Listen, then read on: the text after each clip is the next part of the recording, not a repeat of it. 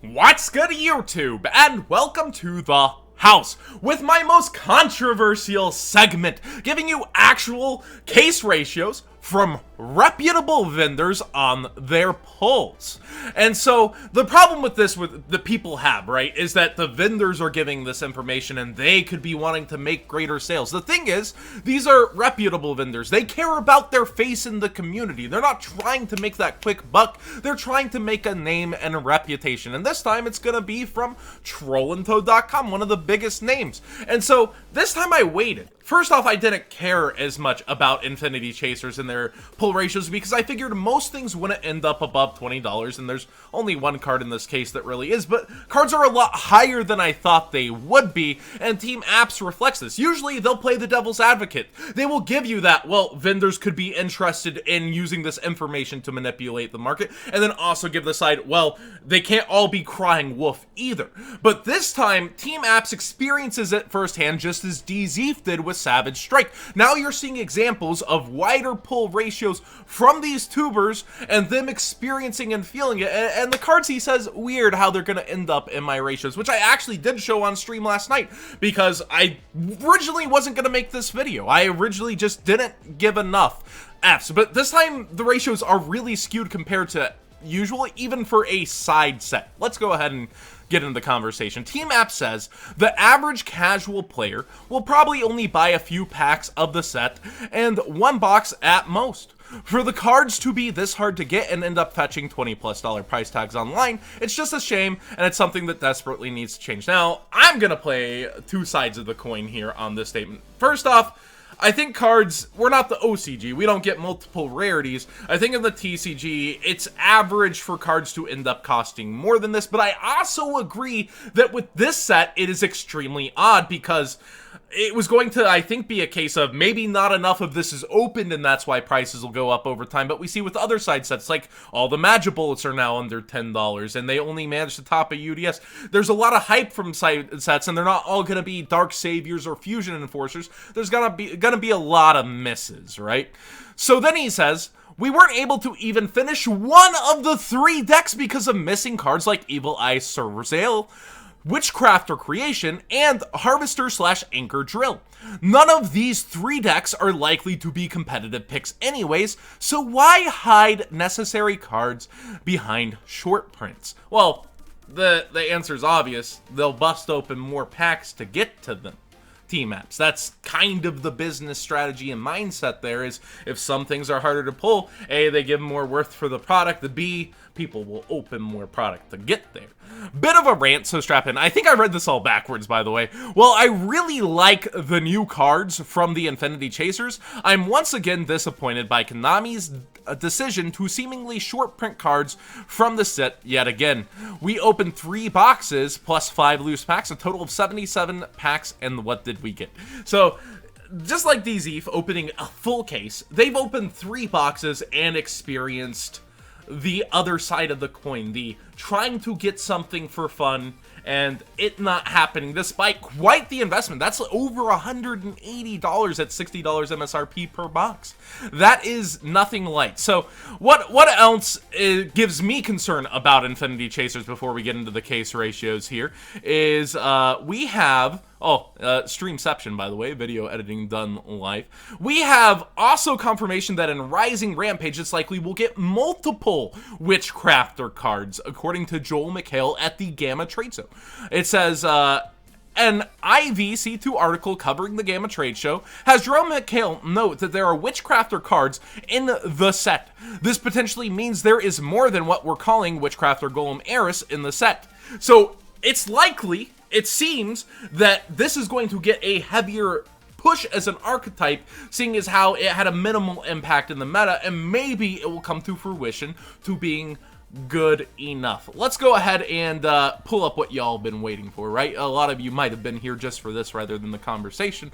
The case ratios, as it were. So we see, like, this is out of 100 boxes. By the way, I think that's like 8 cases plus some change. This is 100 boxes, so you're getting the per box kind of ratio, like you're getting 1.5 Evil Eye Awakening per box. Now look at Anchor Drill. Out of 100 boxes, 37 anchor drills. Out of 100 boxes, only 41 Infinitrack Harvester. Out of 100 boxes, only 46 Surzeal. Out of 100 boxes, only 44 Witchcrafter Creation. Out of 100 boxes, only 44 Madame Vare. And when it gets to the super rares, you're not guaranteed certain supers in a box, very similar to Ash Blossom, with cards like Evil Eye, Defeat, Witchcrafter Adele, and Witchcrafter Hein. And then, this isn't a complete list, so I just asked him because Jackal King and Dracosac were missing what he got. Perfectly normal ratios, odd enough. Dracosac, you're getting 2.5 per box, 2.6 on Jackal King. So those actually surprisingly weren't shorted at all. Very easy to get in the set. You buy a box, you're almost guaranteed to get a set of every other case, I guess. I don't know how to put it. Every other box should have a playset of Jackal King. There we go. That's the terminology I'm looking for. So, it's very interesting. Out of 100 boxes, this is what comes out of it. These shorter than ever. Like, with Fusion Enforcers, we thought it was bad when every other box had Macabre. Now we're looking at every other box. 1 out of 3 basically for Anchor Drill, just a little above there. Almost 1 out of every 3 boxes. And you almost get to the 50s here, right? Like, you almost get to every other box, but it's still just a little shorter than that when we're looking at Madame Vare. Like, this, to me, is insanity. This is crazy, and that's why you get these prices that come out of it. And you know, it's nice to know that pretty much guaranteed in a box are the rest of the secrets. Like, that's almost how it should be with the ratios. If you bump these up, it would be like every box guarantees you basically the set. And to dive away from that, to get product sales up, this is what we're looking at the end of the day. Isn't that interesting? So, we go to prices. We see, one of the most implied to get future support cards and shorter cards is the only card above $20 in the set. And don't get me wrong, this set to me, this is really affordable, but I expected it to crash down much faster towards like magical numbers, yet you have that looming hype, I suppose, in the future. Witchcrafter Creation is at the $24 mark here, $23 mark here. It's up there, and it's the chase card of the set, I suppose. You see Surzeal, whatever we're gonna call him. Sorry for my mispronunciation. Ignorant YouTuber here. I probably could have Googled that. $18 here. We see him over here towards 18 as well. Vare at 15. All these prices I expect to go down unless this just isn't opened enough. And for those opening it to chase these cards, it's just not worth it. You see the Infinitracks are actually relatively affordable despite how hard they are to get. So these are, again, the pull numbers from Troll and Toad, and they have no incentive to give this information. They're just like, here, this is what we had. They want to give this to the community, and this time I waited. And now you see others with these concerns. You see others who personally experienced this before I put it up. Does this mean that, hey, maybe they do have the community's interest at mind? It's not just profit. The vendors want to make a name for themselves and be a point of information so that maybe when they put a deal out, like maybe actually not juicing on structured X, deal by the way, not juicing. Of course, the trade-in value for Troll and Toad, they hope you pick them maybe for giving that kind of information. Because look, all the vendors over here, juice. So there's only one vendor under $14 and they only offer one, and they're gonna keep relisting them, they told me, in waves of 6 until they basically sell too many. So it's like, that's their hope, is that you remember their name, that you remember, hey, we gave you this information. And that's where the vendors that I source from tend to, unless it's odd-off examples of Facebook that also back the vendors. Like, I don't like to have only one source. I also asked Tier 0 what shorted. They didn't give me the data this time, but they did confirm that, hey, this is what shorted. So it gives me the EU and USA pull rates that, hey, this is what shorted for you guys. I like to back up past one source and be able to give you numbers and information. I think that's the most important thing. Multiple sources, so, you know, multiple household names.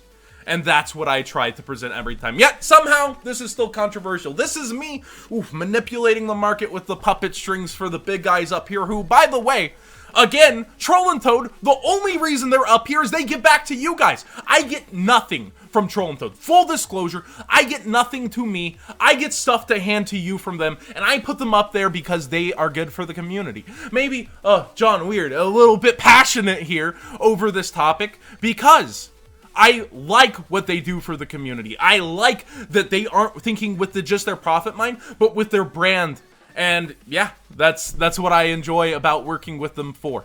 I get to give stuff to you guys. I get to get data like this, and that is what I'm most pleased with. But what do you guys think of the conversation here with short prints? I don't think I'm any kind of surprised with a side set. It's unfortunate the main sets now experience any kind of short printing, but we were always knowing that it was coming with side sets. We just didn't see it being this bad for this one. I didn't know how else they were gonna sell it though, so that speaks to itself on these pull ratios. Thank you so much for watching. Subscribe if you haven't already. Give this video a thumbs up if you enjoy this sharing of data, and let me know what you think, even if you disagree with me. Hey, I'm all ears. Like, I think that this data should be put in public information and hands-on pull rates like these. 100 boxes, not too much to scoff at, and you do see other sources saying, hey, this was our experience. Very reputable sources like Team Eps. Thanks for watching, everybody.